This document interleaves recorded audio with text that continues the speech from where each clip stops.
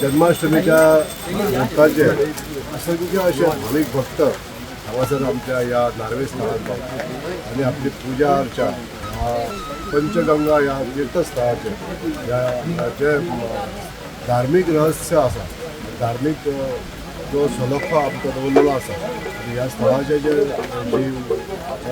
प्रचिती आसा ती सबंद गोंयभर बाबत आसा. म्हणून आयज अनेक असे भक्त आपले भावीक मोठ्या संख्येन आयज हांगासर उपस्थित जाता, पुजा अर्चा करतात. ह्या पंचगंगा ह्या स्थळाचेर जी आपली मनोकामना आहा ती मागतात.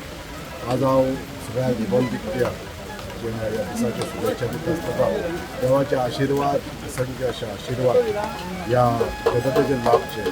अशी एका पुराणात कथा आहे की भगवान श्रीकृष्णाने एका राक्षसाचा वध केला आणि त्याला प्रायश्चित्त म्हणून त्यांनी एका ऋषीने त्याला असं सांगितलं की ह्या तीर्थक्षेत्रावर स्नान कर, तर तुझं त्या पापाचं परिहार प्रायश्चित्त होईल.